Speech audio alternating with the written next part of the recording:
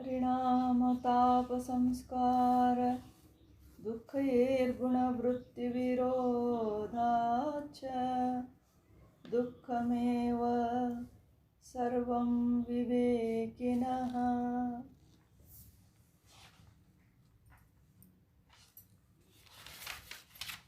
ಪರಿಣಾಮ, ತಾಪ, ಸಂಸ್ಕಾರ ಇವುಗಳ ದುಃಖಗಳಿಂದಲೂ ಮತ್ತು ವೃತ್ತಿಗಳ ವಿರೋಧದಿಂದಲೂ ವಿವೇಕಿಗೆ ಎಲ್ಲವೂ ದುಃಖವು.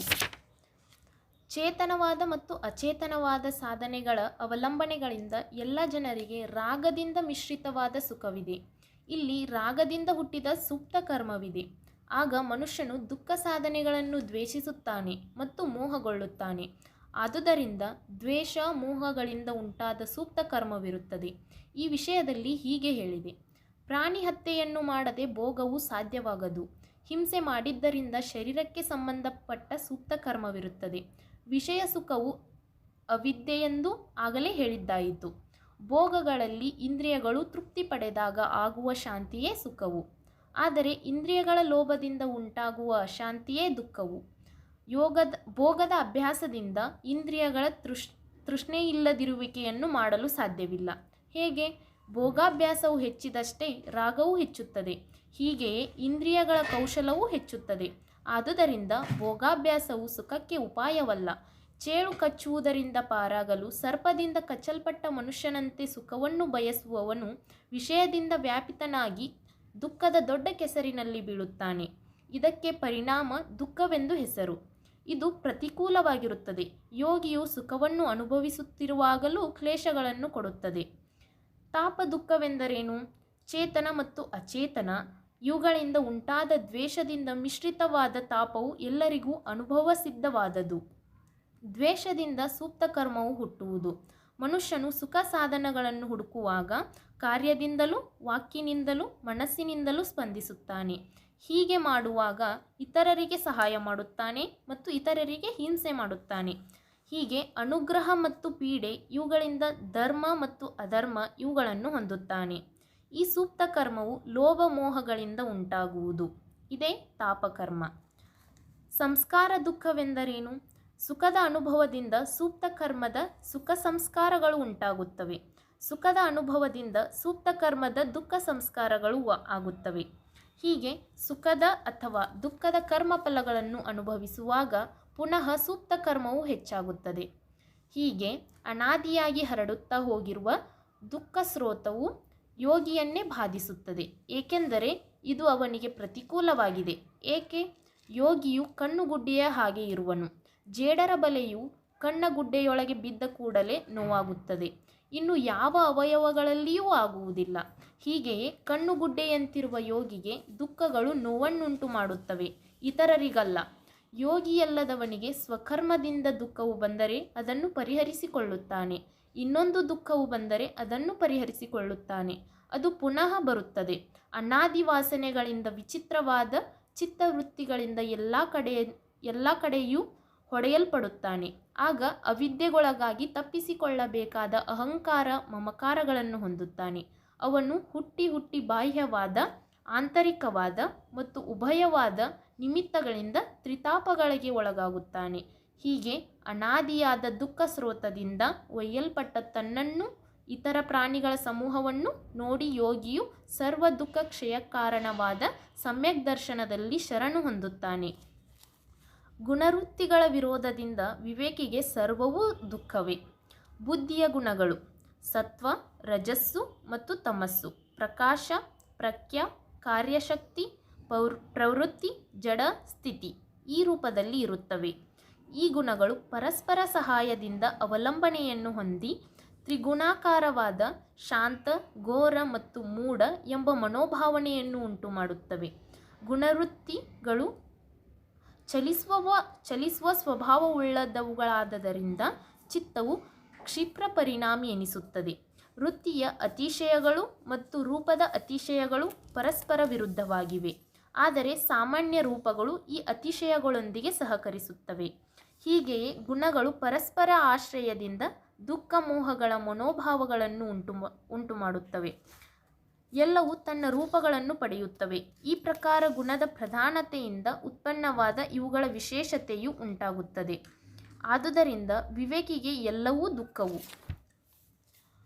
ಅವಿದ್ಯೆಯು ಈ ಮಹತ್ ದುಃಖ ಸಮೂಹವನ್ನು ಉತ್ಪನ್ನ ಮಾಡುವ ಬೀಜ.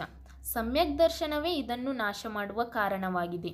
ಚಿಕಿತ್ಸಾಶಾಸ್ತ್ರವು 4 ಭಾಗಗಳನ್ನು ಒಳಗೊಂಡಿದೆ: ರೋಗ, ರೋಗದ ಕಾರಣ, ಆರೋಗ್ಯ ಮತ್ತು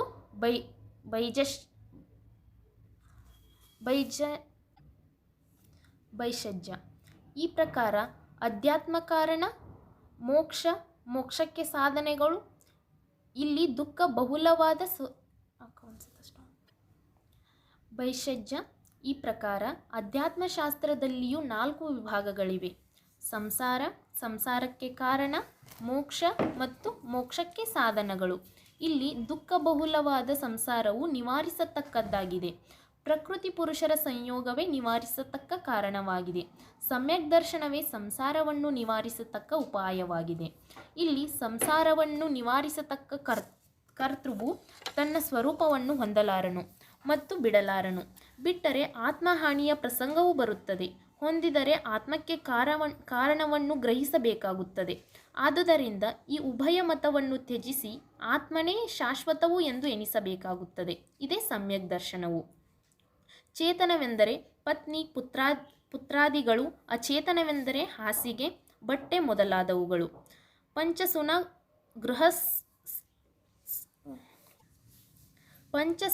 ಗೃಹಸ್ಥಸ್ಯ ಎಂಬ ವಚನದಂತೆ ಮನೆಯಲ್ಲಿ ಒಲೆಯಿಂದ, ಅರೆಯುವ ಕಲ್ಲಿನಿಂದ, ಗುಡಿಸುವುದರಿಂದ, ಕಟ್ಟುವುದರಿಂದ, ನೀರಿನ ಪಾತ್ರೆಯಿಂದ ಜೀವಹತ್ಯೆಯೂ ಆಗುತ್ತದೆ.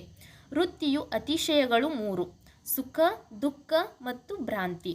ರೂಪದ ಅತಿಶಯಗಳು 8: ಪುಣ್ಯ, ಜ್ಞಾನ, ವೈರಾಗ್ಯ, ಶಕ್ತಿ, ಅಪುಣ್ಯ, ಅವಿದ್ಯ, ಕಾಮ ಮತ್ತು ಮನಸ್ಸಿನ ದೌರ್ಬಲ್ಯ. ಇವು ಬುದ್ಧಿಯ ರೂಪಗಳು.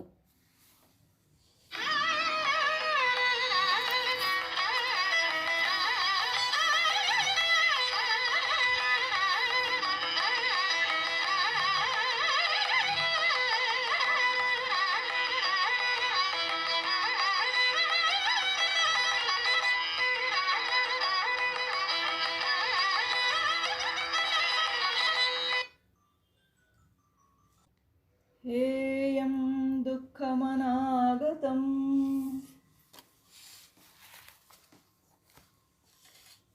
ನಾಲ್ಕು ಭಾಗಗಳುಳ್ಳ ಈ ಶಾಸ್ತ್ರವು ಹೇಳಲಾಗುತ್ತದೆ: ಮುಂದೆ ಬರಬಹುದಾದ ದುಃಖವು ತಪ್ಪಿಸಿಕೊಳ್ಳಲು ಯೋಗ್ಯವಾಗಿದೆ.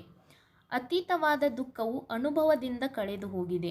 ಆದುದರಿಂದ ಅದನ್ನು ತಪ್ಪಿಸಿಕೊಳ್ಳಲು ಯೋಗ್ಯವಾಗುವುದಿಲ್ಲ.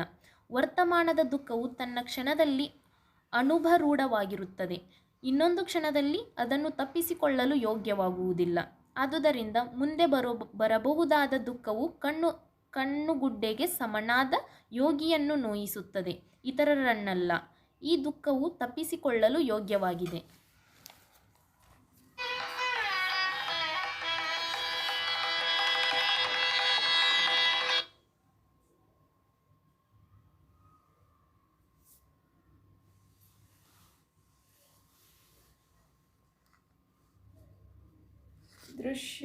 ದೃಶ್ಯಾದೃಶ್ಯಯೋಃ ಸಂಯೋಗೋ ಹೇಯ ಹೇತುಃ.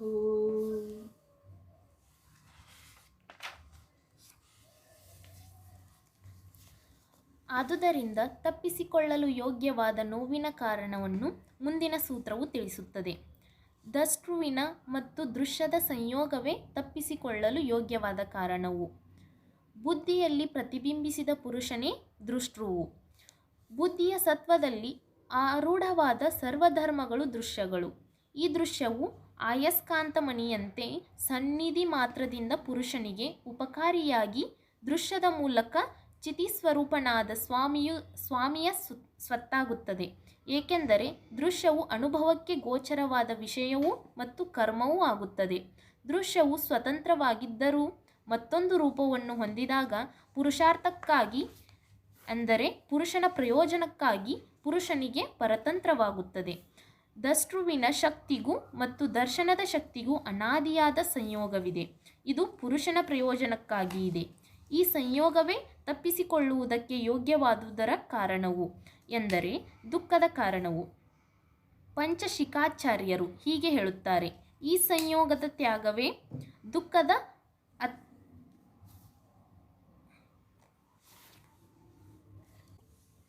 ಆತ್ಯಂತಿಕ ಪ್ರತಿಕಾರ. ಅದು ಹೇಗೆ? ಏಕೆಂದರೆ ದುಃಖವನ್ನು ತಪ್ಪಿಸಿಕೊಳ್ಳುವುದಕ್ಕೆ ಪ್ರತಿಕಾರವು ಇಲ್ಲಿ ಕಂಡುಬರುತ್ತದೆ.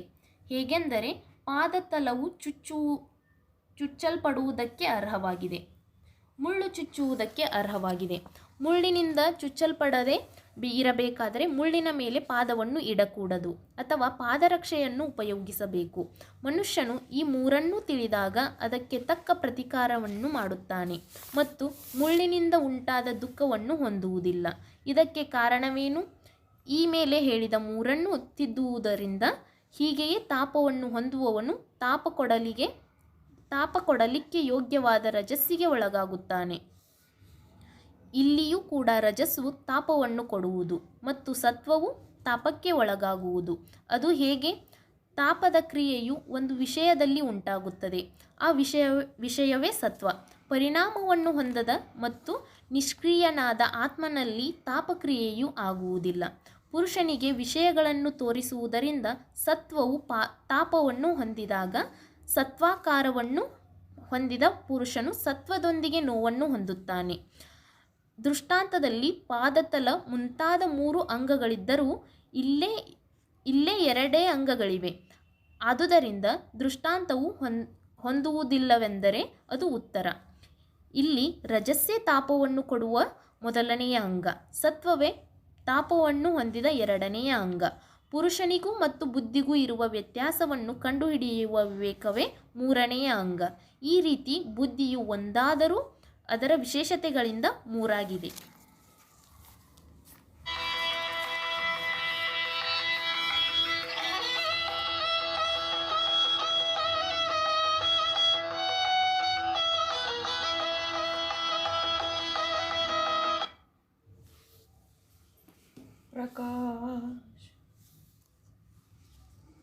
प्रकाश क्रिया स्थितिशीलं भूतेन्द्रियात्मकं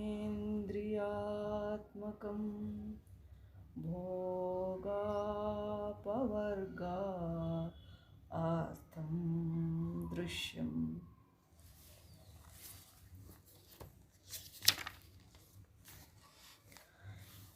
ಈಗ ದೃಶ್ಯ ಸ್ವರೂಪವನ್ನು ಹೇಳುತ್ತಾರೆ. ಪ್ರಕಾಶ, ಕ್ರಿಯೆ ಮತ್ತು ಸ್ಥಿತಿ ಇವುಗಳ ಸ್ವಭಾವವುಳ್ಳದ್ದು ದೃಶ್ಯ. ಅದು ಅಭೂತಗಳನ್ನು ಮತ್ತು ಇಂದ್ರಿಯಗಳನ್ನು ಒಳಗೊಂಡಿದೆ ಮತ್ತು ಪುರುಷನ ಅನುಭವ ಮತ್ತು ಮೋಕ್ಷ ಇವುಗಳಾಗಿ ಇದೆ. ಸತ್ವದ ಸ್ವಭಾವ ಪ್ರಕಾಶ, ರಜಸ್ಸಿನ ಸ್ವಭಾವ ಕ್ರಿಯೆ, ತಮಸ್ಸಿನ ಸ್ವಭಾವ ಸ್ಥಿತಿ. ಪ್ರಕೃತಿಯ ಅಂಗವಾದ ಈ ಗುಣಗಳು ಪರಸ್ಪರ ಭಾಗಗಳಾಗಿ ಒಂದನ್ನು ಇನ್ನೊಂದು ಪ್ರಭಾವಗೊಳಿಸುತ್ತವೆ. ಅವು ಪುರುಷನನ್ನು ಸೇರಿಕೊಳ್ಳುತ್ತವೆ ಮತ್ತು ಬಿಡುತ್ತವೆ. ಒಂದನ್ನು ಒಂದು ಆಶ್ರಯಿಸಿ ಭೂಮಿ, ನೀರು ಮೊದಲಾದ ಆಕಾರವನ್ನು ಪಡೆಯುತ್ತವೆ.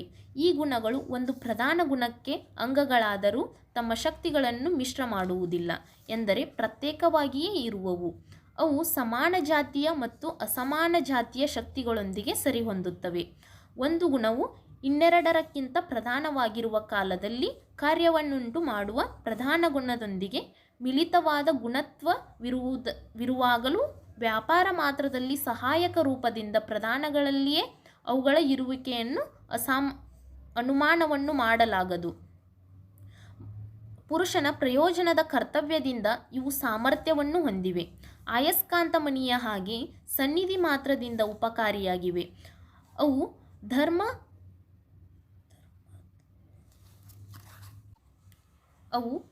ಧರ್ಮಾದಿ ಬಾಹ್ಯ ಕಾರಣವಿಲ್ಲದಿದ್ದರೂ ಯಾವುದಾದರೊಂದು ವೃತ್ತಿಯನ್ನು ಅನುಸರಿಸುತ್ತವೆ. ಇಂಥ ತ್ರಿಗುಣಗಳು ಪ್ರಧಾನವೆಂದು ಹೇಳಲ್ಪಡುತ್ತವೆ. ಇದನ್ನು ದೃಶ್ಯವೆಂದು ಕರೆಯುತ್ತಾರೆ. ಈ ದೃಶ್ಯವು ಭೂತಗಳನ್ನು ಇಂದ್ರಿಯಗಳನ್ನು ಒಳಗೊಂಡಿದೆ, ಎಂದರೆ ಭೂತ ರೂಪದಿಂದ ಪರಿಣಮಿಸುತ್ತದೆ. ಸೂಕ್ಷ್ಮ ಸ್ಥೂಲವಾದ ಪೃಥ್ವಿ ಮೊದಲಾದ ರೂಪದಿಂದ ಪರಿಣಮಿಸುತ್ತದೆ. ಹೀಗೆಯೇ ಸೂಕ್ಷ್ಮ ಸ್ಥೂಲಗಳಾದ ಶ್ರೋತ್ರ ಮುಂತಾದ ರೂಪದಲ್ಲಿ ಪರಿಣಮಿಸುತ್ತದೆ. ಈ ದೃಶ್ಯವು ಪ್ರಯೋಜನವಿಲ್ಲದುದಲ್ಲ. ಇದು ಪುರುಷನ ಅನುಭವ ಮತ್ತು ಮೋಕ್ಷ ಇವುಗಳಿಗಾಗಿ ಇದೆ. ಇವುಗಳಲ್ಲಿ ಇಷ್ಟಾನಿಷ್ಟ ಗುಣ ಸ್ವರೂಪವನ್ನು ನಿರ್ಧಾರ ಮಾಡುವುದು ಮತ್ತು ಪುರುಷನಿಂದ ಗುಣಗಳನ್ನು ವಿಂಗಡಿಸದೇ ಇರುವುದು ಅನುಭವ. ಅನುಭವಿಸುವವನು ತನ್ನ ಸ್ವರೂಪವನ್ನು ನಿರ್ಧಾರ ಮಾಡುವುದು ಮೋಕ್ಷ. ಇವೆರಡನ್ನು ಬಿಟ್ಟರೆ ಒಂದು ದರ್ಶನವೂ ಇಲ್ಲ. ಪಂಚಶಿಖಾಚಾರ್ಯರು ಹೀಗೆ ಹೇಳಿದ್ದಾರೆ.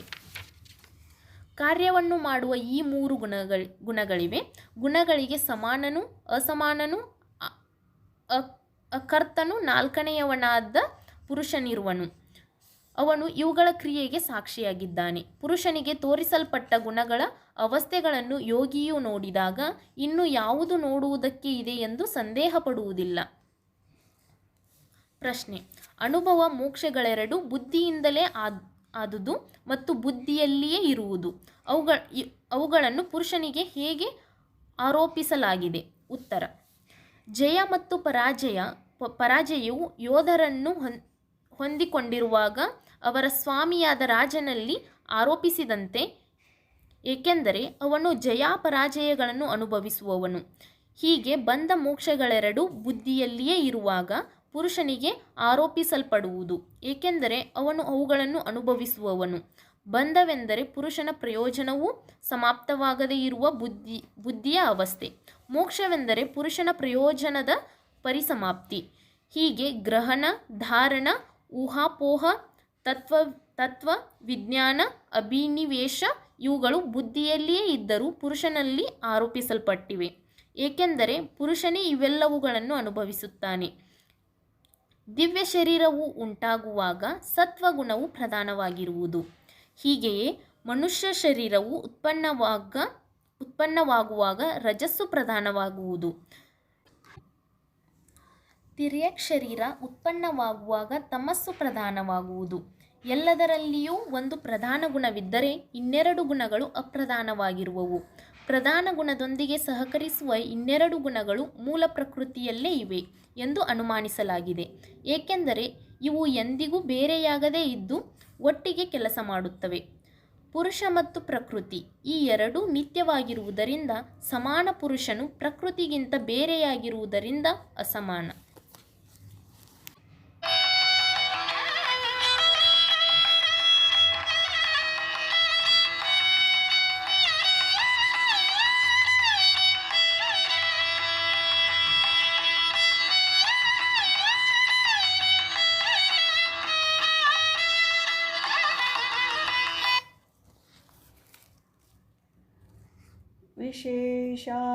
ವಿಶೇಷಲಿಂಗಮಾತ್ರಾಲಿಂಗಾನಿ ಗುಣಪರ್ವಾಣಿ.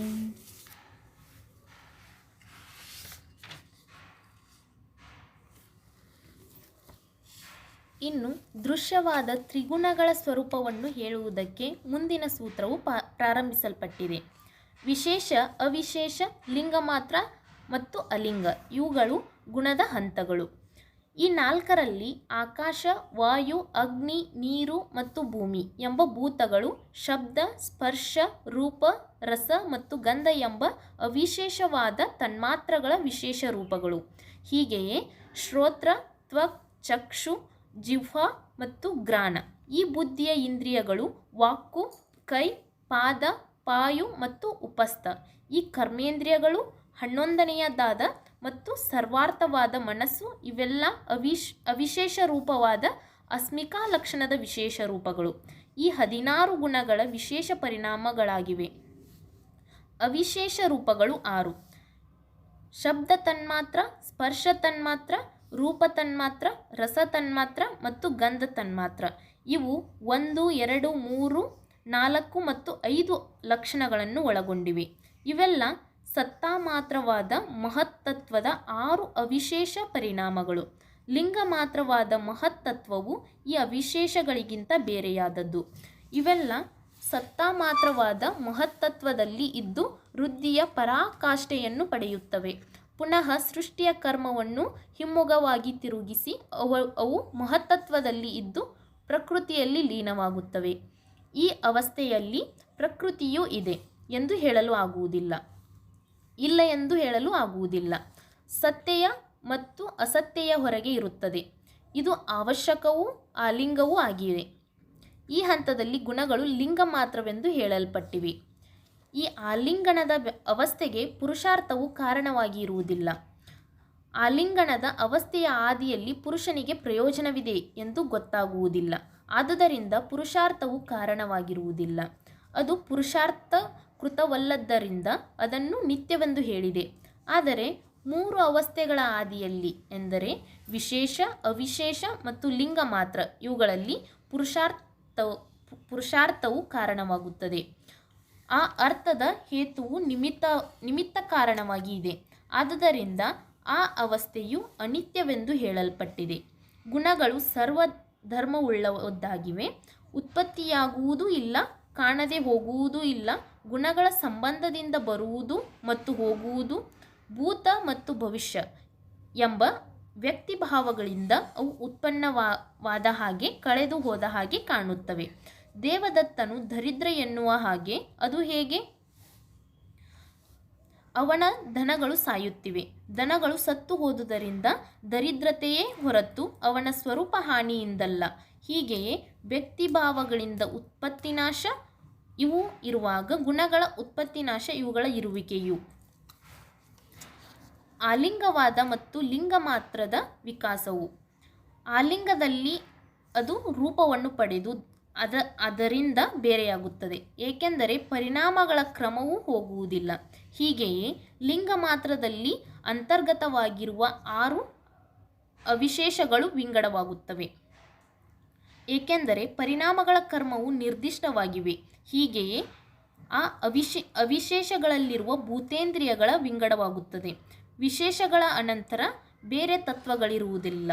ಆದುದರಿಂದ ಬೇರೆ ತತ್ವಗಳು ವಿಶೇಷಗಳಿಂದ ಬರುವುದಿಲ್ಲ. ಆದರೆ ಈ ವಿಷಯಗಳಿಂದ ಧರ್ಮಾದಿ ವಿಷಯಗಳು ಬರುತ್ತವೆ. ಇದನ್ನು ಮುಂದೆ ಹೇಳಲಾಗುವುದು. ತ್ರಿಗುಣಗಳ ವೈಶಿಷ್ಟ್ಯವು ಸ್ಪಷ್ಟವಾಗಿರುವಾಗ ಇವು ವಿಶೇಷಗಳೆನಿಸುತ್ತವೆ. ಶಬ್ದ ತನ್ಮಾತ್ರವು ಒಂದೇ ಆದ ಶಬ್ದವನ್ನು ಪಡೆದಿದೆ. ಸ್ಪರ್ಶ ತನ್ಮಾತ್ರವು ಶಬ್ದ ಮತ್ತು ಸ್ಪರ್ಶ ಇವುಗಳನ್ನು ಪಡೆದಿದೆ. ರೂಪ ತನ್ಮಾತ್ರವು ಶಬ್ದ, ಸ್ಪರ್ಶ, ರೂಪ ಇವುಗಳನ್ನು ಪಡೆದಿದೆ. ರಸ ತನ್ಮಾತ್ರವು ಶಬ್ದ, ಸ್ಪರ್ಶ, ರೂಪ ಮತ್ತು ರಸ ಇವುಗಳನ್ನು ಪಡೆದಿದೆ. ಗಂಧ ತನ್ಮಾತ್ರವು ಶಬ್ದ, ಸ್ಪರ್ಶ, ರೂಪ, ರಸ ಮತ್ತು ಗಂಧ ಇವುಗಳನ್ನು ಪಡೆದಿದೆ. ತ್ರಿಗುಣಗಳು ಪುರುಷನ ಕಾರ್ಯವನ್ನು ಸಾಧಿಸಲಾರವು ಎಂದು ಅರ್ಥ. ಸಾಂಖ್ಯಕಾರಿಕೆಯ ಪ್ರಕಾರ ಪ್ರಕೃತಿಯಿಂದ ಮಹತ್ ತತ್ವವು ಬರುತ್ತದೆ. ಮಹತ್ ತತ್ವದಿಂದ ಅಹಂಕಾರವು, ಅಹಂಕಾರದಿಂದ 16 ವಿಶೇಷಗಳು ಬರುತ್ತವೆ. ಈ ಕರ್ಮವನ್ನು ಮುರಿಯಲು ಅಸಾಧ್ಯವಾಗಿರುವುದರಿಂದ ಲಿಂಗ ಮಾತ್ರವು ಪ್ರಕೃತಿಯ ಪರಿಣಾಮವು.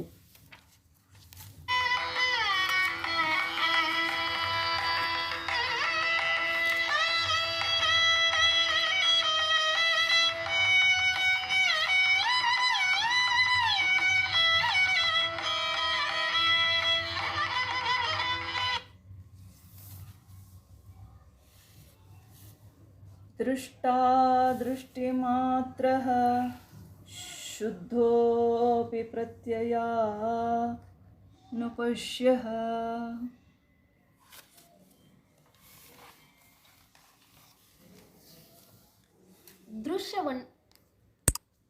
ದೃಶ್ಯವನ್ನು ಹೇಳಿದ್ದಾಯಿತು. ಈಗ ದೃಷ್ಟನಾದ ಪುರುಷನ ಸ್ವರೂಪವನ್ನು ನಿರ್ಧಾರ ಮಾಡಲು ಈ ಸೂತ್ರವು ಹೇಳಲ್ಪಡುತ್ತದೆ. ದಷ್ಟನಾದ ಪುರುಷನು ಜ್ಞಾನ ಮಾತ್ರನು ಶುದ್ಧನಾಗಿದ್ದರೂ ಮನಸ್ಸಿಗೆ ಗೋಚರವಾದ ಭಾವನೆಗಳನ್ನು ನೋಡುತ್ತಾನೆ. ಜ್ಞಾನ ಮಾತ್ರನು ಎಂದರೆ ಯಾವ ವಿಷಯಗಳಿಂದಲೂ ಸೋಂಕದ ಜ್ಞಾನಶಕ್ತಿ ರೂಪನು. ಬುದ್ಧಿಯಲ್ಲಿ ಪ್ರತಿಬಿಂಬಿಸಿದ ಪುರುಷನೇ ಇವನು.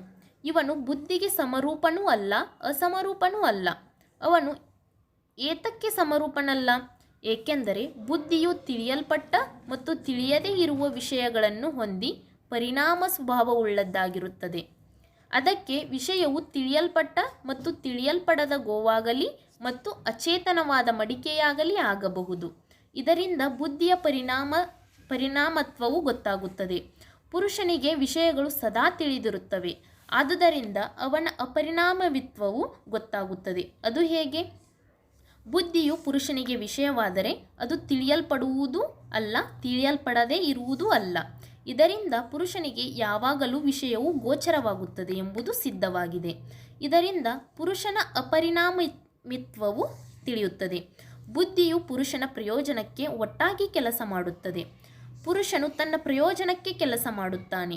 ಬುದ್ಧಿಯು ತ್ರಿಗುಣಗಳಿಂದ ಕೂಡಿದೆ, ಏಕೆಂದರೆ ಎಲ್ಲ ವಸ್ತುಗಳನ್ನು ನಿರ್ಧಾರ ಮಾಡುತ್ತದೆ. ಅದು ತ್ರಿಗುಣವಾದುದರಿಂದ ಅಚೇತನವು. ಗುಣಗಳನ್ನು ನೋಡುವವನು ಪುರುಷನು, ಆದುದರಿಂದ ಪುರುಷನು ಬುದ್ಧಿಗೆ ಸಮರೂಪನಲ್ಲ. ಹಾಗಾದರೆ ಪುರುಷನು ಬುದ್ಧಿಗಿಂತ ಅಸಮರೂಪನಾಗಲಿ, ಪುರುಷನು ಬುದ್ಧಿಗಿಂತ ಅಸಮರೂಪನಲ್ಲ. ಹೇಗೆ? ಅವನು ಶುದ್ಧನಾಗಿದ್ದರೂ ಭಾವನೆಗಳು ಅವನಿಗೆ ಗೋಚರವಾಗುತ್ತವೆ ಎಂದರೆ ಬುದ್ಧಿಯ ಭಾವನೆಗಳನ್ನು ಇವನು ನೋಡುತ್ತಾನೆ. ಇವನು ಹಾಗೆ ನೋಡಿದರೆ ಬುದ್ಧಿಗಿಂತ ಅಸಮರೂಪನಾಗಿದ್ದರೂ ಬುದ್ಧಿಯಂತೆ ಕಾಣುತ್ತದೆ. ಈ ಅರ್ಥದಲ್ಲಿಯೇ ಪಂಚಶಿಖಾಚಾರ್ಯರು ಹೀಗೆ ಹೇಳಿದ್ದಾರೆ: ಪುರುಷನ ಶಕ್ತಿಯು ಅಪರಿಣಾಮಿಯಾಗಿರುವುದು ಪರಿಣಾಮದೊಂದಿಗೆ ಸೇರಿಕೊಂಡಂತೆ ಕಂಡುಬಂದರೂ ಬುದ್ಧಿಯ ವೃತ್ತಿಗಳಿಂದ ಕೆಲಸ ಮಾಡುತ್ತಾನೆ. ಆಗ ಅಚೇತನವಾದ ಬುದ್ಧಿಯು ಚೇತನವಾಗಿ ಕಂಡುಬರುತ್ತದೆ. ಪುರುಷನು ಬುದ್ಧಿಯ ವೃತ್ತಿಗಳನ್ನು ಅನುಸರಿಸಿ ಬುದ್ಧಿ ವೃತ್ತಿಗಳೊಂದಿಗೆ ಸಮನಾಗಿ ಕಂಡುಬರುತ್ತಾನೆ. ಆದುದರಿಂದ ಪುರುಷನು ಜ್ಞಾನ ವೃತ್ತಿಗಳನ್ನು ಹೊಂದುವವನೆಂದು ಹೇಳಲ್ಪಡುತ್ತಾನೆ.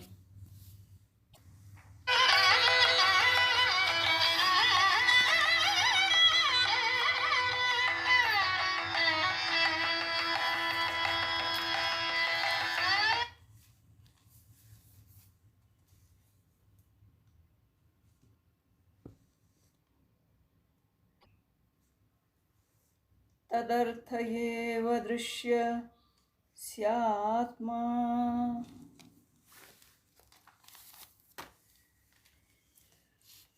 ದೃಶ್ಯ ಸ್ವರೂಪವು ಅವನ ಪುರುಷನ ಪ್ರಯೋಜನಕ್ಕಾಗಿಯೇ. ದೃಶ್ಯವು ಜ್ಞಾನ ಸ್ವರೂಪನಾದ ಪುರುಷನ ವಿಷಯವಾಗುತ್ತದೆಂದು ಹೇಳಿದ್ದಾಯಿತು. ಎಂದರೆ ದೃಶ್ಯದ ಸ್ವರೂಪವು ಪುರುಷನ ಪ್ರಯೋಜನಕ್ಕೆ ಇದೆ. ಅಚೇತನವಾದ ದೃಶ್ಯದ ಸ್ವರೂಪವು ಇನ್ನೊಂದು ರೂಪವನ್ನು ಪುರುಷನ ರೂಪವನ್ನು ಹೊಂದುತ್ತದೆ. ಅವನ ಪ್ರಯೋಜನವಾದ ಅನುಭವ ಮತ್ತು ಕೈವಲ್ಯ ಇವುಗಳನ್ನು ಸಾಧಿಸಿದಾಗ ದೃಶ್ಯವು ಪುರುಷನಿಂದ ಕಾಣಲ್ಪಡುವುದಿಲ್ಲ. ಸ್ವರೂಪ ನಾಶದಿಂದ ನಾಶವಾದ ಹಾಗೆ ಕಂಡುಬಂದರೂ ದೃಶ್ಯವು ನಾಶವಾಗುವುದಿಲ್ಲ. ಆಕ್ಷೇಪವು ಹೀಗೆ ಹೇಳಿದೆ: ದೃಶ್ಯವು ಪುರುಷರಿಗೆಲ್ಲರಿಗೂ ಸಮಾನವಾದುದರಿಂದ ಒಬ್ಬ ಪುರುಷನಿಗೆ ಅದು ನಾಶವಾದಾಗ ಎಲ್ಲ ಪುರುಷರಿಗೂ ನಾಶವಾಗುತ್ತದೆ. ಅದು ಅಸಂಗತವಾಗುತ್ತದೆ. ಇದಕ್ಕೆ ಪರಿಹಾರ ಹೀಗಿದೆ: ಕೈವಲ್ಯವನ್ನು ಹೊಂದಿದ ಪುರುಷನು ದೃಶ್ಯವನ್ನು ನೋಡುವುದಿಲ್ಲ. ಅವನ ಚೇತನತ್ವವು ಬುದ್ಧಿಯಲ್ಲಿ ಪ್ರತಿಬಿಂಬಿತವಾಗುವುದರಿಂದ ಅವನಿಗೆ ಸುಖ ದುಃಖಗಳಿಲ್ಲ. ಆದುದರಿಂದ ದೃಶ್ಯವು ಪೂರ್ಣವಾಗಿ ನಾಶವಾಗುವುದಿಲ್ಲ.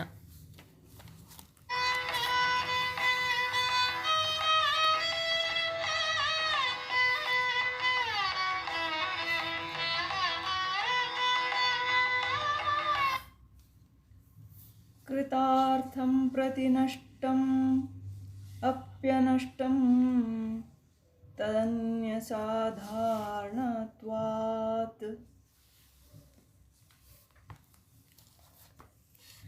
ಕೃತಾರ್ಥನಾದ ಪುರುಷನಿಗೆ ದೃಶ್ಯವು ನಾಶವಾಗಿದ್ದರೂ ಅದು ನಾಶವಾಗಿಲ್ಲ, ಏಕೆಂದರೆ ಇತರ ಪುರುಷರಿಗೆ ಅದು ಸಾಮಾನ್ಯವಾಗಿರುತ್ತದೆ.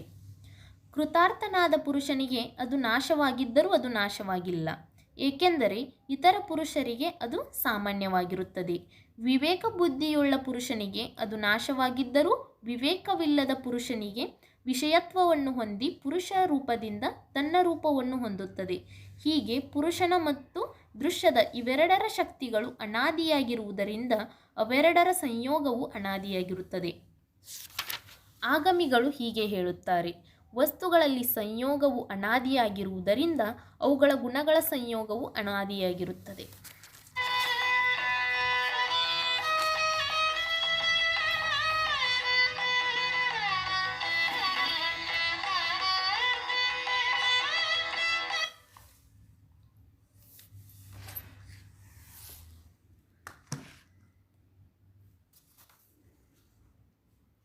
ಸಂಯೋಗಸ್ವರೂಪಾಭಿಧೇತ್ಸೇದಂ ಸೂತ್ರಂ ಪ್ರವೃತೆ ಸ್ವಸ್ವಾಮಿಶಕ್ತ್ಯೋಃ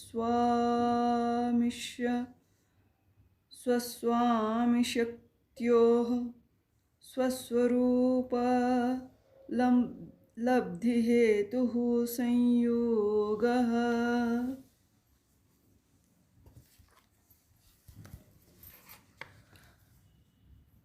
ಸಂಯೋಗದ ಸ್ವರೂಪವನ್ನು ವಿವರಿಸಲು ಮುಂದಿನ ಸೂತ್ರವು ಬಂದಿದೆ.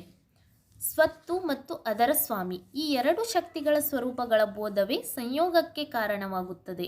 ಪುರುಷನು ಸ್ವಾಮಿ, ದೃಶ್ಯವು ಸ್ವತ್ತು. ಪುರುಷನಿಗೂ ದೃಶ್ಯಕ್ಕೂ ಆಗುವ ಕೂಡಿಕೆಯೇ ಸಂಯೋಗ. ಈ ಸಂಯೋಗದಿಂದ ದೃಶ್ಯದ ಬೋಧವು ಆಗುತ್ತದೆ. ಈ ಬೋಧವು ಅನುಭವವು. ಪುರುಷನ ಸ್ವರೂಪದ ಬೋಧಕ್ಕೆ ಕೈವಲ್ಯವು. ಸಮ್ಯಕ್ ದರ್ಶನ ಕಾರ್ಯದವರೆಗೆ ಸಂಯೋಗವಿರುತ್ತದೆ. ಸಮ್ಯಕ್ ದರ್ಶನವೇ ವಿಯೋಗದ ಕಾರಣವು. ಸಮ್ಯಕ್ ದರ್ಶನವೇ ಅದರ್ಶನದ ಪ್ರತಿಕೂಲವು. ಆದುದರಿಂದ ಸಂಯೋಗ ನಿಮಿತ್ತದಿಂದ ಈ ಆದರ್ಶವು ಅವಿದ್ಯೆ ಅಥವಾ ಮಾಯೆ ಬಂದಿದೆ. ಇಲ್ಲಿ ದರ್ಶನವು ಮೋಕ್ಷಕ್ಕೆ ಕಾರಣವಲ್ಲ. ಅದರ್ಶನಾಭಾವದಿಂದಲೇ ಬಂಧದ ಅಭಾವವೂ ಆಗುತ್ತದೆ. ಅದೇ ಮೋಕ್ಷ. ಸಮ್ಯಕ್ ದರ್ಶನವು ಇದ್ದಾಗ ಅದರ್ಶನವಾದ ಬಂಧದ ಕಾರಣವು ನಾಶವಾಗುತ್ತದೆ. ಈ ಅರ್ಥದಲ್ಲಿ ಸಮ್ಯಕ್ ಜ್ಞಾನವು ಕೈವಲ್ಯಕ್ಕೆ ಕಾರಣವೆಂದು ಹೇಳಲ್ಪಟ್ಟಿದೆ. ಈಗ ಈ ಕೆಳಗಿನ ಪ್ರಶ್ನೆಗಳು ಹುಟ್ಟುತ್ತವೆ. ಅದರ್ಶನವೆಂದರೇನು? ಗುಣಗಳ ಅಧಿಕಾರವೇ? ಅಧಿಕಾರವೆಂದರೆ ಕಾರ್ಯಾರಂಭದ ಸಾಮರ್ಥ್ಯ ಅಥವಾ ಮನಸ್ಸಿನಲ್ಲಿ ಚೈತನ್ಯ ರೂಪನಾದ ಸ್ವಾಮಿಯ ಮತ್ತು ದರ್ಶಿತ ವಿಷಯವಾದ ಪ್ರಧಾನ ಚಿತ್ತದ ತೋರದಿರುವಿಕೆಯೇ ಎಂದರೆ ದೃಶ್ಯದಲ್ಲಿ ಪುರುಷನ ತೋರದಿರುವಿಕೆಯೇ? ಕಾರ್ಯರೂಪಕ್ಕೆ ಬರುವ ಸಾಮರ್ಥ್ಯವುಳ್ಳ ಗುಣಗಳೇ? ಸ್ವಚಿತ್ತದೊಂದಿಗೆ ನಿರುದ್ಧವಾದ ಮತ್ತು ಸ್ವಚಿತ್ತದ ಉತ್ಪತ್ತಿಗೆ ಬೀಜವಾದ ಅವಿದ್ಯೆಯೇ? ಸ್ಥಿತಿಕಾಲದಲ್ಲಿ ಸಂಸ್ಕಾರಕ್ಷಯವಾದಾಗ ಕ್ರಿಯಾ ಸಂಸ್ಕಾರಗಳ ಅಭಿವ್ಯಕ್ತಿಯೇ? ಈ ಸಂದರ್ಭದಲ್ಲಿ ಪಂಚಶಿಖಾಚಾರ್ಯರು ಹೀಗೆ ಹೇಳುತ್ತಾರೆ. ಪ್ರಕೃತಿಯು ಕ್ರಿಯೆಯಲ್ಲಿಯೇ ಇದ್ದರೆ ಅದರ ಪರಿಣಾಮಗಳು ನಿತ್ಯವಾಗುತ್ತವೆ, ಆಗಲೂ ಅಪ್ರಧಾನವಾಗುತ್ತವೆ. ಉಭಯ ವಿಧದಲ್ಲೂ ಪ್ರವೃತ್ತವಾದಾಗ ಪ್ರಕೃತಿ ಎನಿಸುತ್ತದೆ, ಬೇರಾವುದೂ ಅಲ್ಲ. ತರ್ಕಿಸಲು ಯೋಗ್ಯವಾದ ಕಾರಣಗಳಲ್ಲಿಯೂ ಈ ಚರ್ಚೆಯು ಸಮಾನವಾಗಿದೆ. ಕೆಲವರು ದರ್ಶನ ಶಕ್ತಿಯು ಅದರ್ಶನವೇ ಎಂದು ಹೇಳುತ್ತಾರೆ. ಶ್ರುತಿಯು ಹೀಗೆ ಹೇಳುತ್ತದೆ.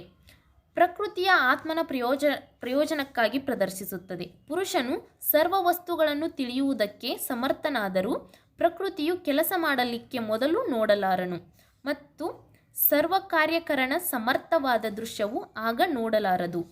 ಅಥವಾ ಇತರರು ಹೇಳುವ ಹಾಗೆ ಪ್ರಕೃತಿಗಳೆರಡಕ್ಕೂ ಅದರ್ಶನವು ಗುಣವಾಗಿದೆಯೇ? ಇಲ್ಲಿ ದರ್ಶನವು ಪ್ರಕೃತಿಯ ಆತ್ಮವಾಗಿದ್ದರೂ ಅದು ಪ್ರಕೃತಿಯ ಗುಣವಾಗಲು ಪುರುಷನನ್ನು ಅಪೇಕ್ಷಿಸುತ್ತದೆ. ಹೀಗೆಯೇ ದರ್ಶನವು ಪುರುಷನ ಆತ್ಮಗುಣವಾಗಿದ್ದರೂ ಪ್ರಕೃತಿಯಲ್ಲಿ ಪುರುಷನು ಪ್ರತಿಬಿಂಬಿಸುವುದರಿಂದ ಪುರುಷನಿಗೆ ಸೇರಿದ ಹಾಗೆ ಕಾಣುತ್ತದೆ. ಅಥವಾ ಕೆಲವರ ಮತದ ಪ್ರಕಾರ ಪ್ರಕೃತಿಯ ದರ್ಶನ ಜ್ಞಾನವು ಅದರ್ಶನವೇ? ಈ ಪಕ್ಷಾಂತರಗಳೆಲ್ಲ ಶಾಸ್ತ್ರಗಳಲ್ಲಿ ಬರುತ್ತವೆ. ಈ ಪಕ್ಷಾಂತರಗಳು ಬಹುರೂಪವಾದರೂ ಪುರುಷನಿಗೂ ಮತ್ತು ಗುಣಗಳಿಗೂ ಆಗುವ ಸಂಯೋಗವು ಸಾಧಾರಣ ವಿಷಯವಾಗುತ್ತದೆ.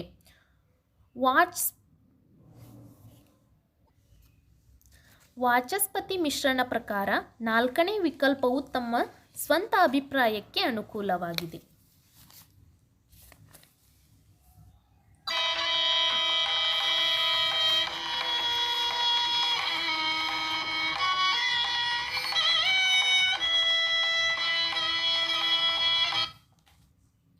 ತಸ್ಯ ಹೇತುರವಿದ್ಯಾ.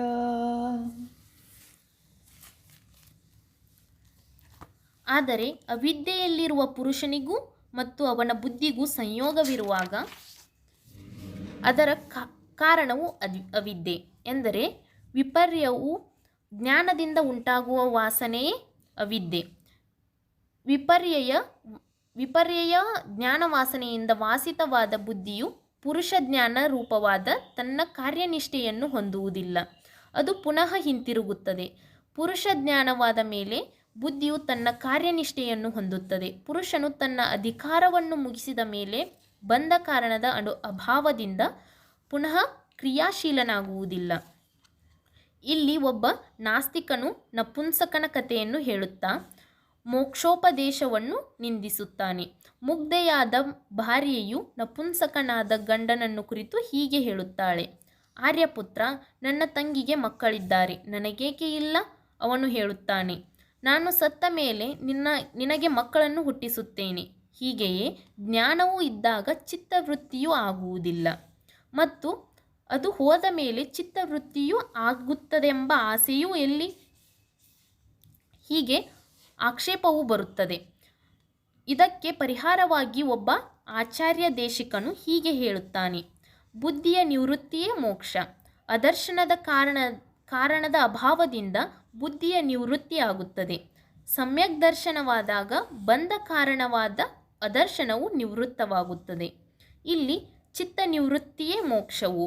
ನಾಸ್ತಿಕನ ಬುದ್ಧಿಭ್ರಾಂತಿಯಲ್ಲಿ ಅವಿದ್ಯೆಗೊಳಗಾದ ಪುರುಷನಿಗೆ ಪ್ರತ್ಯಕ್ ಚೇತನವೆಂದು ಹೇಳಲ್ಪಟ್ಟಿದೆ.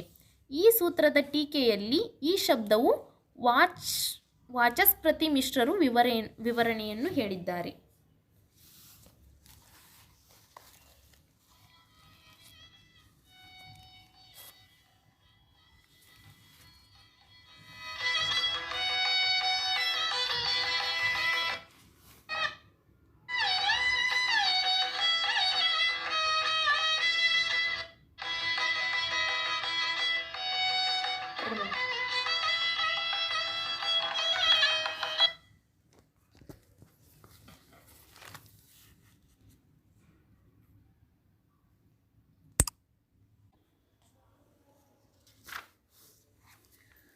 तदा तद्भावसंयोगाभावो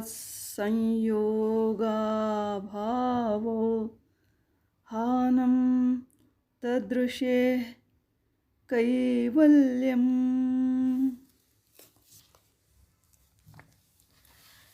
ನಿವಾರಿಸಿಕೊಳ್ಳಬಹುದಾದ ದುಃಖವನ್ನು ಹೇಳಿದ್ದಾಯಿತು.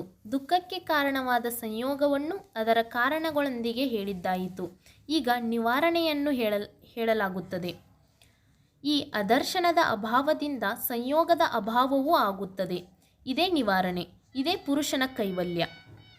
ಆ ಅದರ್ಶನದ ಎಂದರೆ ಅವಿದ್ಯೆಯ ಅಭಾವದಿಂದ ಬುದ್ಧಿಗೂ ಮತ್ತು ಪುರುಷನಿಗೂ ಇರುವ ಸಂಯೋಗದ ಅಭಾವವಾಗುತ್ತದೆ ಎಂದರೆ ಬಂಧನದ ಉಪರಮ ಆಗುತ್ತದೆ.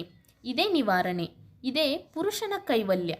ಕೈವಲ್ಯವೆಂದರೆ ಗುಣಗಳೊಂದಿಗೆ ಪುರುಷನ ಅಮಿಶ್ರಿ ಭಾವ ಎಂದರೆ ಗುಣಗಳೊಂದಿಗೆ ಪುನಃ ಸಂಯೋಗವಿಲ್ಲ. ದುಃಖದ ಕಾರಣವು ನಿವೃತ್ತವಾದಾಗ ದುಃಖದ ಉಪರಮ ಎಂದರೆ ನಿವಾರಣೆ. ಅದು ಪುರುಷನು ತನ್ನ ಸ್ವರೂಪದಲ್ಲಿ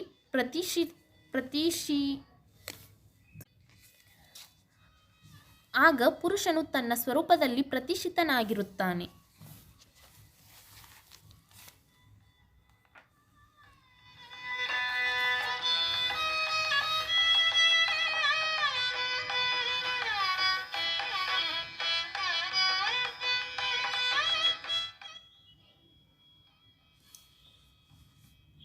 अथ हानस्य कः प्राप्त्युपाय इति विवेकख्यातिरविप्लवा हानोपायः.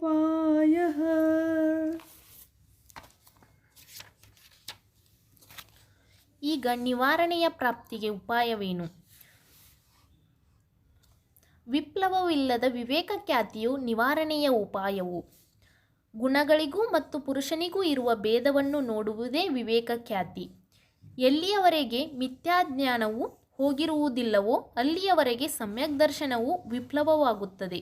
ಆದರೆ ಯಾವಾಗ ಮಿಥ್ಯಾಜ್ಞಾನವು ಸುಟ್ಟ ಬೀಜದಂತಾಗಿ ಉತ್ಪತ್ತಿಯನ್ನು ಹೊಂದುವುದಿಲ್ಲವೋ ಆಗ ಪುರುಷನು ಕ್ಲೇಶಗಳ ರಜಸ್ಸನ್ನು ಕಳೆದುಕೊಂಡು ಶ್ರೇಷ್ಠವಾದ ವೈಶಾರಾಧ್ಯವನ್ನು ಹೊಂದಿ ವಶೀಕಾರನೆಂಬ ವೈರಾಗ್ಯದಲ್ಲಿ ಸ್ಥಿತಿಯನ್ನು ಹೊಂದುತ್ತಾನೆ. ಆಗ ವಿವೇಕ ಜ್ಞಾನದ ಪ್ರವಾಹವು ನಿರ್ಮಲವಾಗುತ್ತದೆ. ವಿಪ್ಲವವನ್ನು ಹೊಂದದ ಆ ವಿವೇಕಖ್ಯಾತಿಯೇ ನಿವಾರಣೆಗೆ ಉಪಾಯವಾಗುತ್ತದೆ. ಇದರಿಂದ ಮಿಥ್ಯಾಜ್ಞಾನವು ತನ್ನ ದಗ್ಧ ಬೀಜ ಭಾವವನ್ನು ಕಳೆದುಕೊಳ್ಳುತ್ತದೆ. ಆದುದರಿಂದ ಮಿಥ್ಯಾಜ್ಞಾನದ ಪುನರುತ್ಪತ್ತಿ ಇಲ್ಲ. ಈ ನಿವಾರಣೆಯ ಉಪಾಯವೇ ಮೋಕ್ಷದ ಮಾರ್ಗ.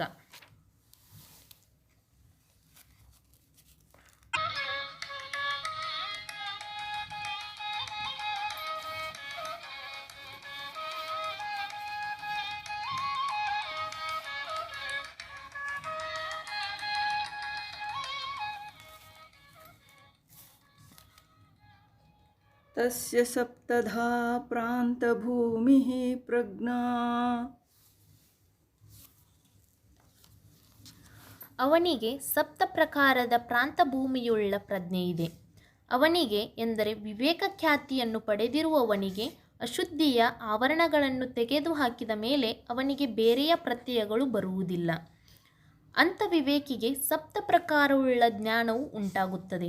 ಆ ಸಪ್ತ ಭೂಮಿಗಳು ಹೀಗಿವೆ: ನಿವಾರಿಸಬೇಕಾದುದೆಲ್ಲ ತಿಳಿದಿದೆ, ತಿಳಿಯಬೇಕಾದುದು ಯಾವುದೂ ಇಲ್ಲ, ಯಾವುದನ್ನು ನಿವಾರಿಸಬೇಕಾಗಿದೆಯೋ ಅವುಗಳನ್ನು ತರುವ ಕಾರಣಗಳು ನಾಶವಾಗಿವೆ, ಪುನಃ ನಾಶಗೊಳಿಸಬೇಕಾದದ್ದು ಯಾವುದೂ ಇಲ್ಲ. ನಿರೋಧ ಸಮಾಧಿಯಿಂದ ನಿವಾರಣೆಯ ಸಾಕ್ಷಾತ್ತಾಗಿ ತಿಳಿದಿದೆ. ವಿವೇಕ ಖ್ಯಾತಿರೂಪನಾದ ನಿವಾರಣೆಯ ಉಪಾಯವು ವೃದ್ಧಿಯಾಗಿದೆ. ಈ 4 ಪ್ರಕಾರದ ಪ್ರಾಂತಭೂಮಿಯುಳ್ಳ ಪ್ರಜ್ಞೆಯ ವಿಮುಕ್ತಿಯು ಸಿದ್ಧವಾಗಿದೆ. ಮುಂದಿನ 3 ಚಿತ್ತದ ವಿಮುಕ್ತಿಯನ್ನೇ ತಿಳಿಸುತ್ತದೆ. ಬುದ್ಧಿಯ ಕೆಲಸವು ಮುಗಿದಿದೆ. ಗಿರಿಶಿಖರದಿಂದ ಬೀಳುವ ಕಲ್ಲುಗಳು ಆಧಾರರಹಿತವಾಗಿರುತ್ತವೆ. ಗುಣಗಳು ಸ್ವಕಾರಣದಲ್ಲಿ ಪ್ರಳಯಾಭಿಮುಖವಾಗಿ ಅದರ ಸಹಿತ ಹೋಗುತ್ತವೆ. ಲಯವಾದ ಗುಣಗಳಿಗೆ ಪುನಃ ಉತ್ಪತ್ತಿ ಇಲ್ಲ, ಏಕೆಂದರೆ ಅವುಗಳ ಪ್ರಯೋಜನವಿಲ್ಲ. ಪುರುಷನು ಈ ಅವಸ್ಥೆಯನ್ನು ಸೇರಿದಾಗ ಗುಣಗಳ ಸಂಬಂಧವನ್ನು ದಾಟಿ ಸ್ವರೂಪ ಮಾತ್ರನೂ ಕೇವಲಿಯೂ ಅಮಲನೂ ಆಗಿ ಬೆಳಗುತ್ತಾನೆ. ಪುರುಷನು ಈ ಪ್ರಾಂತಭೂಮಿ ಜ್ಞಾನವನ್ನು ಸಾಕ್ಷಾತ್ಕರಿಸಿದಾಗ ಕುಶಲನು ಎಂದು ಹೇಳಲ್ಪಡುತ್ತಾನೆ. ಮನಸ್ಸು ಲಯವಾದ ಮೇಲೂ ಮುಕ್ತನು ಕುಶಲನಾಗಿಯೇ ಇರುತ್ತಾನೆ, ಏಕೆಂದರೆ ಅವನು ಗುಣಾತೀತನಾಗಿರುವನು.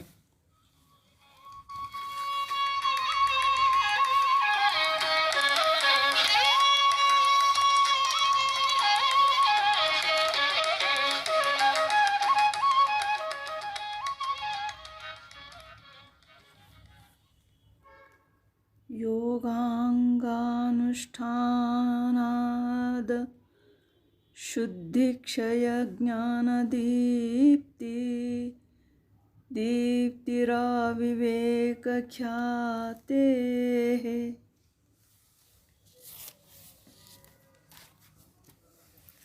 ವಿವೇಕ ಖ್ಯಾತಿಯು ಸಿದ್ಧವಾದಾಗ ನೋವಿನ ನಿವಾರಣೆಯ ಉಪಾಯವಾಗುತ್ತದೆ. ಸಾಧನೆ ಇಲ್ಲದಿದ್ದರೆ ಸಿದ್ಧಿಯಂ ಆಗುವುದಿಲ್ಲ. ಆದುದರಿಂದ ಮುಂದಿನ ಸೂತ್ರವು ಸಾಧನೆಗಳನ್ನು ಆರಂಭಿಸುತ್ತದೆ. ಯೋಗಾಂಗಗಳ ಅನುಷ್ಠಾನದಿಂದ ಅಶುದ್ಧಿಯು ಕ್ಷಯವಾಗುತ್ತದೆ. ಆಗ ವಿವೇಕ ಖ್ಯಾತಿಯು ಬರುವವರೆಗೆ ಜ್ಞಾನದೀಪ್ತಿಯು ಹೆಚ್ಚಾಗುತ್ತದೆ. 8 ಯೋಗಾಂಗಗಳು ಈಗ ಹೇಳಲ್ಪಡುತ್ತವೆ. ಅವುಗಳ ಅನುಷ್ಠಾನದಿಂದ 5 ಹಂತಗಳುಳ್ಳ ವಿಪರ್ಯ ರೂಪವಾದ ಅಶುದ್ಧಿಯು ನಾಶವಾಗುತ್ತದೆ. ಅಶುದ್ಧಿಯು ನಾಶವಾದಾಗ ಸಮ್ಯಜ್ಞಾನವು ಅಭಿವ್ಯಕ್ತವಾಗುತ್ತದೆ. ಸಾಧನೆಗಳನ್ನು ಅನುಷ್ಠಾನ ಮಾಡಿದಾಗಲೆಲ್ಲ ಅಶುದ್ಧಿಯು ಕ್ಷೀಣವಾಗುತ್ತದೆ. ಅಶುದ್ಧಿಯು ಕ್ಷೀಣವಾದಂತೆ ಅದರ ಕ್ಷೀಣತೆಗೆ ಅನುಸಾರವಾಗಿ ಜ್ಞಾನದ ದೀಪ್ತಿಯೂ ಹೆಚ್ಚಾಗುತ್ತದೆ. ವಿವೇಕ ಖ್ಯಾತಿಯು ಬರುವವರೆಗೆ ಇದರ ವೃದ್ಧಿಯು ಹೆಚ್ಚಾಗುತ್ತದೆ. ಎಂದರೆ ಗುಣಗಳಿಗೂ ಮತ್ತು ಪುರುಷನಿಗೂ ಇರುವ ಸಮರೂಪದ ವಿಜ್ಞಾನದವರೆಗೆ. ಹೇಗೆ ಕೊಡಲಿಯು ಮರವನ್ನು ಕತ್ತರಿಸುವುದೋ ಹಾಗೆಯೇ ಯೋಗಾಂಗದ ಅನುಷ್ಠಾನವು ಅಶುದ್ಧಿಯ ವಿಯೋಗಕ್ಕೆ ಕಾರಣವಾಗುತ್ತದೆ. ಧರ್ಮವು ಸುಖಕ್ಕೆ ಕಾರಣವಾದಂತೆ ಯೋಗಾಂಗಗಳು ವಿವೇಕ ಖ್ಯಾತಿಯ ಪ್ರಾಪ್ತಿಗೆ ಕಾರಣವಾಗುತ್ತವೆ. ಇನ್ನು ಬೇರೆ ಯಾವ ಅರ್ಥದಲ್ಲೂ ಕಾರಣವಾಗುವುದಿಲ್ಲ. ಶಾಸ್ತ್ರದಲ್ಲಿ 8 ವಿಧವಾದ ಕಾರಣಗಳನ್ನು ಒಪ್ಪಿಕೊಂಡಿದೆ.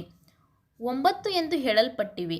ಅವು ಹೀಗಿವೆ: ಉತ್ಪತ್ತಿ, ಸ್ಥಿತಿ, ಅಭಿವ್ಯಕ್ತಿ, ವಿಕಾರ, ಪ್ರತ್ಯಯ ಮತ್ತು ಅರಿವು, ಆಪ್ತಿ ಮತ್ತು ಪ್ರಾಪ್ತಿ, ವಿಯೋಗ ಮತ್ತು ಬೇರ್ಪಡಿಕೆ, ಅನ್ಯತ್ವ ಮತ್ತು ಬಹುತ್ವ ಮತ್ತು ಧೃತಿ ಎಂದು 9 ಹೇಳಲ್ಪಟ್ಟಿವೆ. ಈ 9ರಲ್ಲಿ ಉತ್ಪತ್ತಿ ಕಾರಣ. ಮನಸ್ಸು ವಿಜ್ಞಾನದ ಕಾರಣವಾಗಿದೆ. ಸ್ಥಿತಿ ಕಾರಣ. ಆಹಾರವು ಶರೀರಕ್ಕೆ ಸ್ಥಿತಿ ಕಾರಣವಾದಂತೆ ಪುರುಷಾರ್ಥತೆಯು ಮನಸ್ಸಿನ ಸ್ಥಿತಿ ಕಾರಣವು. ಅಭಿವ್ಯಕ್ತಿ ಕಾರಣ. ಬಣ್ಣದ ಜ್ಞಾನದ ಹಾಗೆ ಬೆಳಕು ಬಣ್ಣಕ್ಕೆ ಅಭಿವ್ಯಕ್ತಿ ಕಾರಣವು. ವಿಕಾರ ಕಾರಣ. ಬೆಂಕಿಯು ಅಡಿಗೆ ಮಾಡುವುದಕ್ಕೆ ಕಾರಣವಾದಂತೆ ಒಂದು ಹೊಸ ವಿಷಯವು ಮನಸ್ಸಿಗೆ ಕಾರಣವಾಗುತ್ತದೆ. ಪ್ರತ್ಯಯ ಕಾರಣ. ಹೊಗೆಯ ಜ್ಞಾನ ಅಗ್ನಿಯ ಜ್ಞಾನಕ್ಕೆ ಕಾರಣವಾದಂತೆ. ಪ್ರಾಪ್ತಿ ಕಾರಣ. ಯೋಗಾಂಗದ ಅನುಷ್ಠಾನವು ವಿವೇಕ ಖ್ಯಾತಿಯ ಪ್ರಾಪ್ತಿ ಕಾರಣವು. ವಿಯೋಗ ಕಾರಣ. ಅದೇ ಶುದ್ಧಿಯು ವಿಯೋಗ ಕಾರಣವಾಗುತ್ತದೆ. ಅನ್ಯತ್ವ ಕಾರಣ. ಅಕ್ಕಸಾಲಿಗನು ಚಿನ್ನದ ಮಾರ್ಪಾಡಿಗೆ ಕಾರಣವಾದಂತೆ ಹೀಗೆಯೇ ಒಂದಾದ ಸ್ತ್ರೀ ಪ್ರತ್ಯಯದ ವಿಷಯದಲ್ಲಿ ಅವಿದ್ಯೆಯು ಮೂಢತ್ವಕ್ಕೆ ಕಾರಣವು, ದ್ವೇಷವು ದುಃಖಕ್ಕೆ ಕಾರಣವು, ಆಸಕ್ತಿಯು ಸುಖಕ್ಕೆ ಕಾರಣವು, ತತ್ವಜ್ಞಾನವು ಮಾಧ್ಯಮಸ್ಥಕ್ಕೆ ಅನ್ಯತ್ವ ಕಾರಣವು, ಧೃತಿ ಕಾರಣ. ಇಂದ್ರಿಯಗಳು ಶರೀರದ ಸ್ಥಿತಿ ಕಾರಣವಾದಂತೆ ಶರೀರವು ಇಂದ್ರಿಯಗಳ ಸ್ಥಿತಿ ಕಾರಣವು. ಮಹಾಭೂತಗಳು ಕೂಡ ಶರೀರಗಳ ಧೃತಿಗೆ ಕಾರಣವಾಗಿವೆ. ಇವುಗಳು ಇತರ ಮಹಾಭೂತಗಳಿಗೆ ಪರಸ್ಪರ ಕಾರಣವಾಗಿವೆ, ಏಕೆಂದರೆ ಮನುಷ್ಯರ, ಪ್ರಾಣಿಗಳ ಮತ್ತು ದೇವತೆಗಳ ಶರೀರಗಳು ಪರಸ್ಪರ ಅವಲಂಬಿಸಿವೆ. ಹೀಗೆ 9 ವಿಧವಾದ ಕಾರಣಗಳಿವೆ. ಇವುಗಳನ್ನು ಇತರ ಪದಾರ್ಥಗಳಲ್ಲಿಯೂ ಅನ್ವಯಿಸಬಹುದು. ಯೋಗಾಂಗದ ಅನುಷ್ಠಾನವು 2 ಕಾರಣಗಳಾಗಿ ಇರುತ್ತವೆ: ಪುರುಷನ ಅನುಭವ ಮತ್ತು ಮೋಕ್ಷ. ಇವುಗಳಾಗುವವರೆಗೆ ಮನಸ್ಸು ಇರುತ್ತದೆ. ಇದು ಮನಸ್ಸನ್ನು ವಿಷಯದಿಂದ ವಿಷಯಕ್ಕೆ ಪ್ರತ್ಯೇಕಿಸುತ್ತದೆ. ಪ್ರಾಣಿಗಳು ಮನುಷ್ಯ ಶರೀರವನ್ನು ತಿನ್ನುತ್ತವೆ, ಮನುಷ್ಯನು ಪ್ರಾಣಿಗಳನ್ನು ತಿನ್ನುತ್ತಾನೆ. ದೇವತೆಗಳು ಮನುಷ್ಯರು ಮಾಡಿದ ಹವಿಸ್ಸನ್ನು ಭುಜಿಸುತ್ತಾರೆ. ಮನುಷ್ಯರು ದೇವತೆಗಳು ಕೊಟ್ಟ ಐಶ್ವರ್ಯವನ್ನು ಭೋಗಿಸುತ್ತಾರೆ. 6ನೇಯದು ಮತ್ತು 7ನೇಯದು.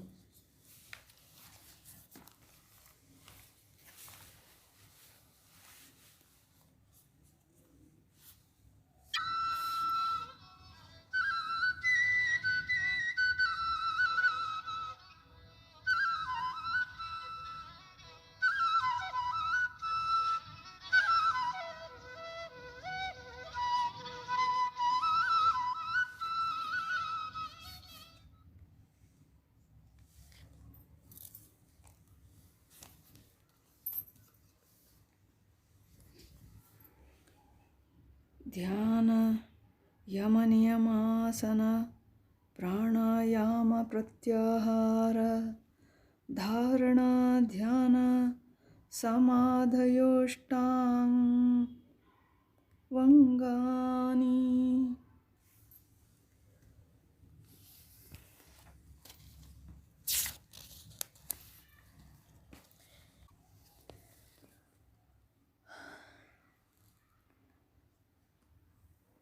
ತತ್ರ ಅಹಿಂಸಾ ಸತ್ಯಾಸ್ತೇಯ ಬ್ರಹ್ಮಚರ್ಯ ಪರಿಗ್ರಹ ಯಮಃ.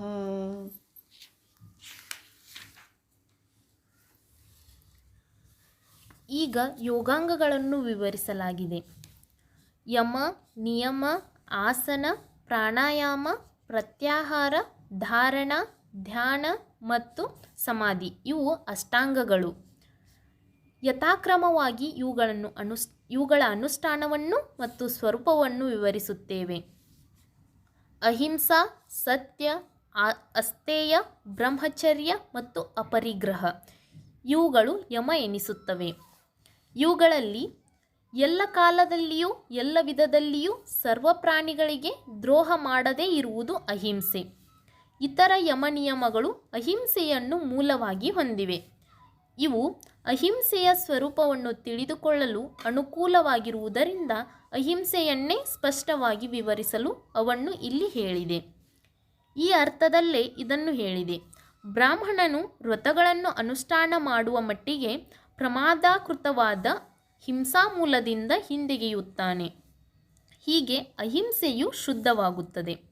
ಮನಸ್ಸು ಮತ್ತು ಮಾತುಗಳಲ್ಲಿರುವ ಯಥಾರ್ಥತೆಯೇ ಸತ್ಯ ಎಂದರೆ ನೋಡಿದ ಹಾಗೆ, ಊಹಿಸಿದ ಹಾಗೆ ಮತ್ತು ಕೇಳಿದ ಹಾಗೆ ಯೋಚನೆ ಮಾಡುವುದು ಮತ್ತು ಮಾತನಾಡುವುದು. ಮಾತನ್ನು ಹೇಳಿದಾಗ ಇತರರಿಗೆ ತನ್ನ ಜ್ಞಾನವನ್ನು ಕೊಡುವುದೇ ಉದ್ದೇಶವಾಗಿದ್ದರೆ ಅದು ವಂಚನೆಯಿಂದ ಕೂಡಿರಬಾರದು, ಭ್ರಾಂತಿಯನ್ನು ಹುಟ್ಟಿಸಬಾರದು ಮತ್ತು ಅರ್ಥಹೀನವಾಗಿರಬಾರದು. ಆದರೆ ಸರ್ವ ಪ್ರಾಣಿಗಳ ಉಪಕಾರಕ್ಕೆ ಪ್ರವೃತ್ತವಾಗಿರಬೇಕು, ಹಿಂಸೆಗೋಸ್ಕರ ಪ್ರವೃತ್ತವಾಗಿರಕೂಡದು. ನುಡಿಯು ಸತ್ಯ ಆಗಿದ್ದರೂ ಪ್ರಾಣಿ ಹಿಂಸೆಯಾದಾಗ ಅದು ಸತ್ಯರಹಿತವಾಗುತ್ತದೆ, ಪಾಪವೇ ಆಗುತ್ತದೆ. ಅಂಥ ಮಿಥ್ಯಾರೂಪವಾದ ಮತ್ತು ತೋರಿಕೆಯ ಪುಣ್ಯದ ಮಾತಿನಿಂದ ಮನುಷ್ಯನು ಬಹಳ ಕಷ್ಟವನ್ನು ಎದುರಿಸಬೇಕಾಗುತ್ತದೆ. ಆದುದರಿಂದ ತನ್ನ ಮಾತನ್ನು ಪರೀಕ್ಷಿಸಿ ಸರ್ವ ಪ್ರಾಣಿ ಹಿತವನ್ನೇ ನುಡಿಯಬೇಕು. ಶಾಸ್ತ್ರದ ಆಜ್ಞೆಗೆ ವಿರುದ್ಧವಾಗಿ ಹಣವನ್ನು ಪಡೆಯುವುದು ಸ್ಥೇಯವು. ಅಂತಹ ಸ್ಥೇಯವನ್ನು ನಿಷೇಧಿಸಿ ಅವುಗಳಲ್ಲಿ ಆಸೆ ತೋರಿಸುವುದೇ ಅಸ್ಥೇಯವು. ಗುಪ್ತೇಂದ್ರಿಯವಾಗಿ ಉಪಸ್ಥತದ ಸಂಯಮವೇ ಬ್ರಹ್ಮಚರ್ಯ. ವಸ್ತುಗಳ ಸಂಪಾದನೆ, ರಕ್ಷಣೆ, ನಾಶ ಮತ್ತು ಅವುಗಳಲ್ಲಿ ಆಸಕ್ತಿ ತೋರಿಸುವುದು ಮತ್ತು ಹಿಂಸೆ ಮಾಡುವುದು ಇವೇ ಮೊದಲಾದ ದೋಷಗಳಿಂದ ಕೂಡಿರುವುದರಿಂದ ಅವುಗಳನ್ನು ಸ್ವೀಕಾರ ಮಾಡದೇ ಇರುವುದು ಅಪರಿಗ್ರಹ.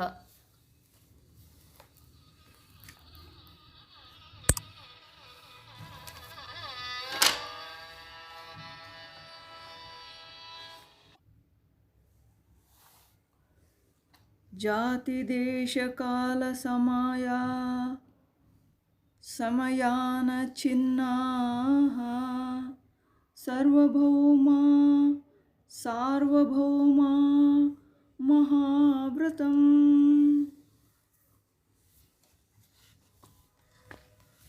ಅವುಗಳು ಜಾತಿ ಅಥವಾ ದೇಶ ಅಥವಾ ಕಾಲ ಅಥವಾ ಸಮಯ ಇವುಗಳಿಂದ ಪರಿಮಿತವಾಗಿದ್ದರೆ ಸಾರ್ವಭೌಮವಾದ ಮಹಾವೃತವೆನಿಸುತ್ತದೆ.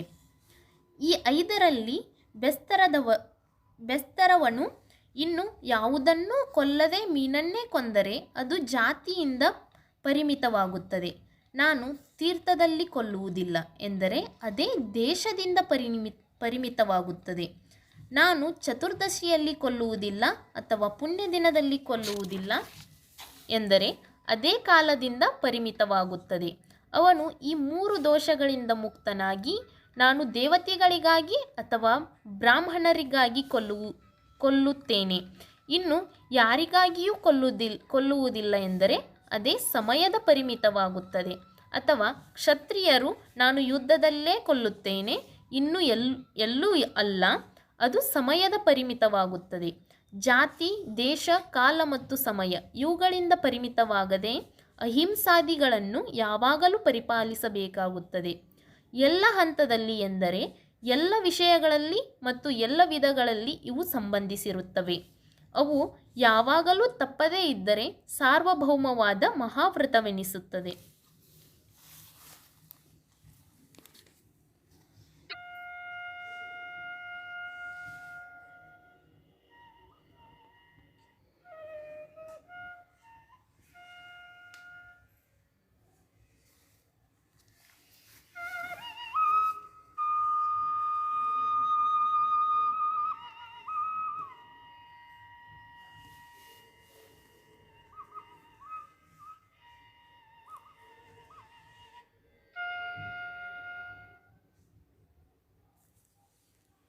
ಶೌಚ ಸಂತೋಷ ತಪಸ್ವಾಧ್ಯಾಯೇಶ್ವರ ಪ್ರಾಣಿಧಾನಾನಿ ನಿಯಮಾಃ.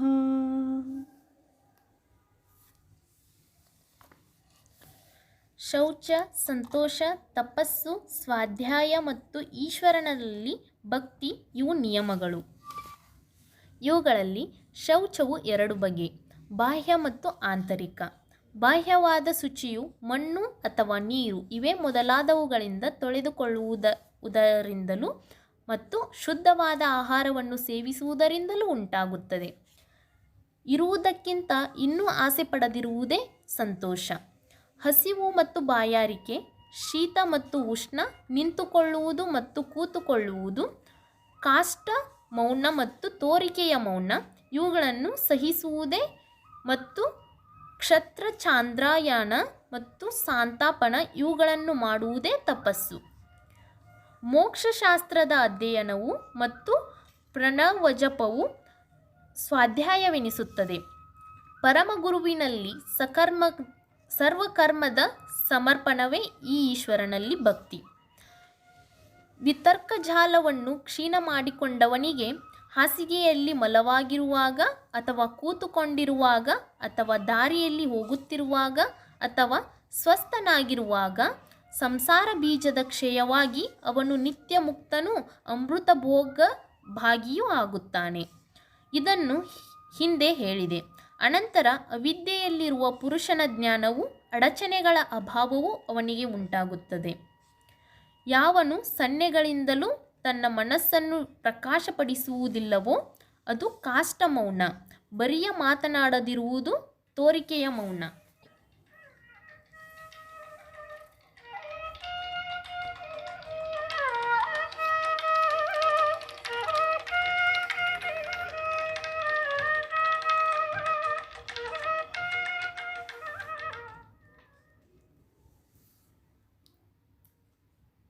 ವಿತರ್ಕಬಾಧನೆ ಪ್ರತಿಪಕ್ಷಭಾವನಂ.